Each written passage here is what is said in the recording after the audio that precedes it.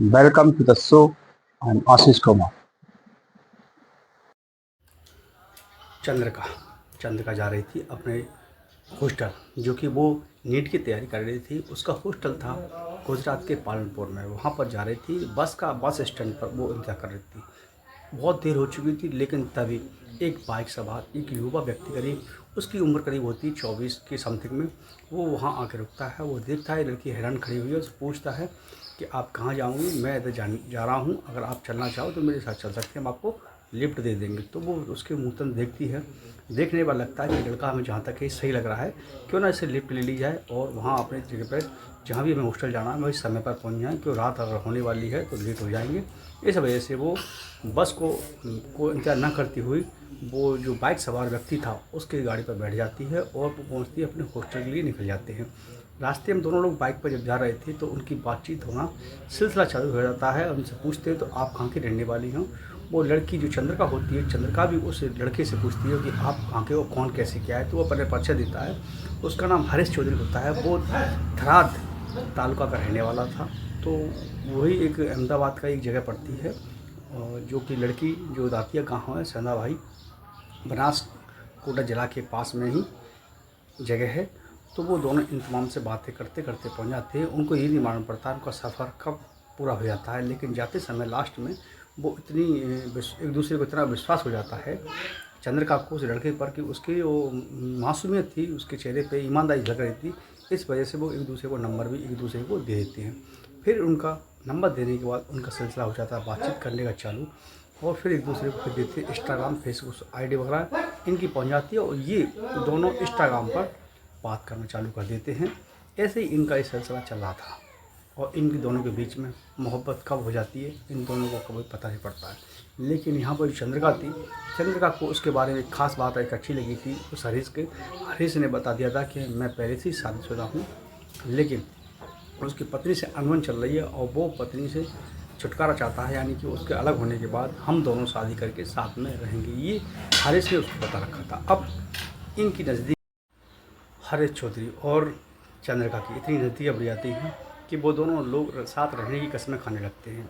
इधर चंद्रिका अपने घर आ जाती है, और घर आने के बाद उसके जो पिता होते, एक जगह होती है थराद, वहाँ पर इनका कोई रिलेटिव में कोई फंक्शन हो रहा था, कोई शादी का प्रोग्राम था।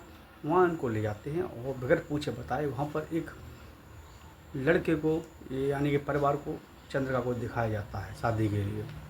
तो ये शादी के लिए जब दिखाया जाता है तो ये घबरा जाती है कि मेरे बगैर पूछे ही मेरी शादी की जा रही है। तो ये शादी के लिए मना कर देती है अपने पिता से। मना करने के बाद ये घर पे रहने लगती है और ये हॉस्टल के लिए तैयारी करती है जाने के लिए।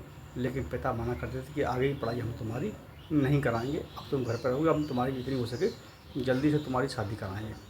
क्योंकि उनके पिता जो होते हैं सेना भाई पटेल को भड़क ले जाती है कि बेटी कहीं दूसरी लड़की का इनका अफेयर चल रहा है, कहीं ऐसा ना हो कि कोई बड़ी हादसा हो जाए उनके साथ में। ये उनके परिवार को मालूम पड़ चुका था। इस वजह से वो चंद्रिका की जल्दी से जल्दी शादी करना चाह रहे थे, लेकिन चंद्रिका शादी नहीं करना चाह रही थी। बस फिर क्या था, उसकी आगे की पढ़ाई वहीं रोक दी जाती है और उसको घर में रखा जाता है कैद करके। उसके फ़ोन जो होते सारे उससे ले लिए जाते हैं। अब वो फंस जाती है। इधर जो हरीश होता है, हरीश संपर्क में कर रहा था लेकिन संपर्क नहीं हो पा रहा था।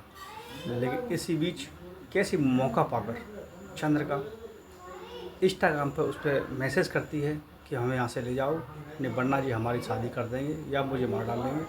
तो ये कैसे भी करके मौका पाकर हरीश वहाँ से इस चंद्रिका को उसके घर से ले जाता है और ये वहाँ से लेकर चला जाता है।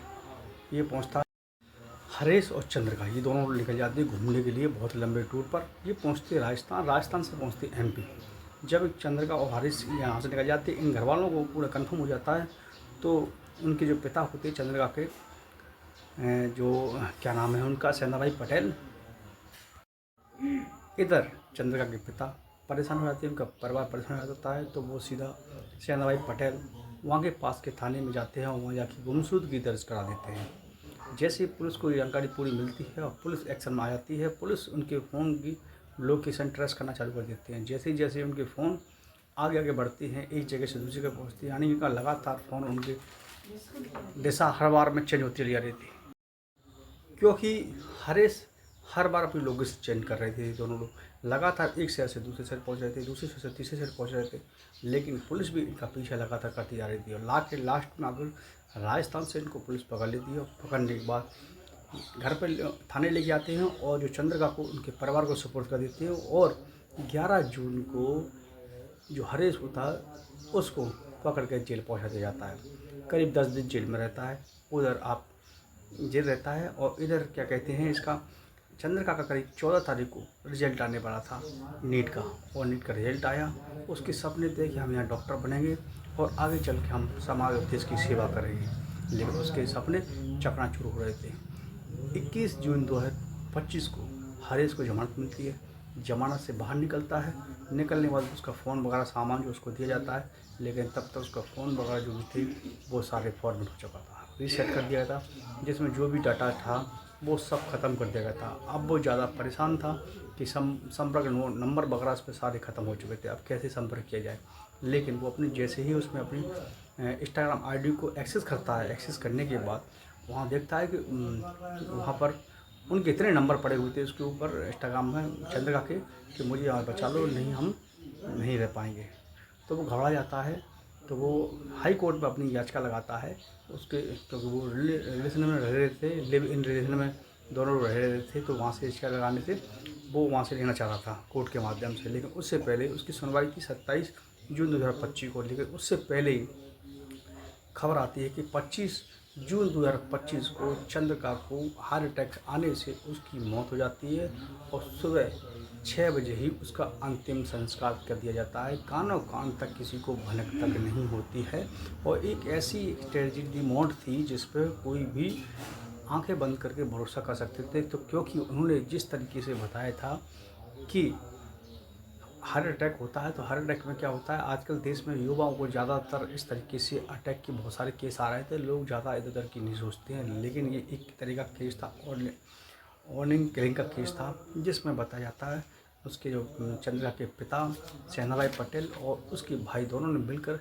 चंद्रिका को एक कमरे में जहाँ पर थी वहाँ पर इसको नींद की गोलियाँ दी थी। नींद के गोलियों के बाद इनका गला दबाकर इसकी हत्या कर दी गई थी।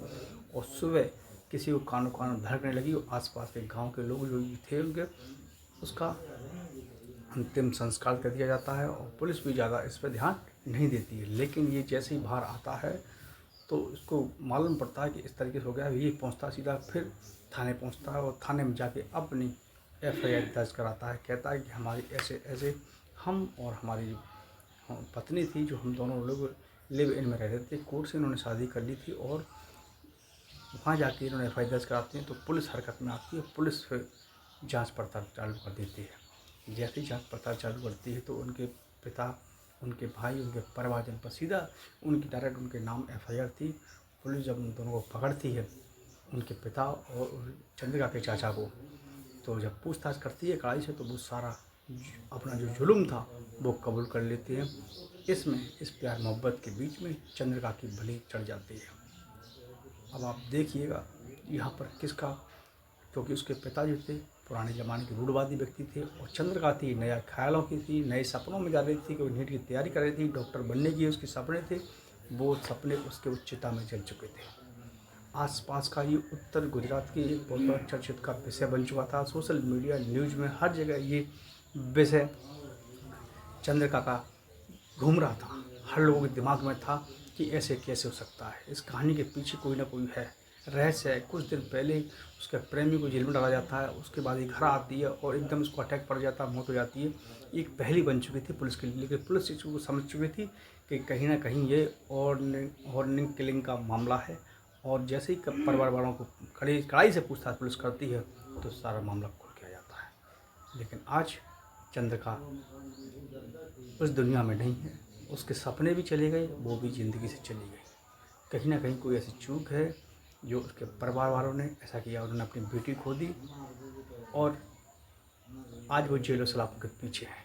तो दोस्तों, ये कोई भी कदम उठाने से पहले 100 बार परिवार को सोचना चाहिए, 100 बार बच्चों को सोचना चाहिए कि हम ऐसा जो रास्ता अपना रहे हैं, उस रास्ते का परिणाम अंत में क्या होगा। कल फिर मिलते हैं नई स्टोरी के साथ में। तब तक जय हिंद और जय भारत।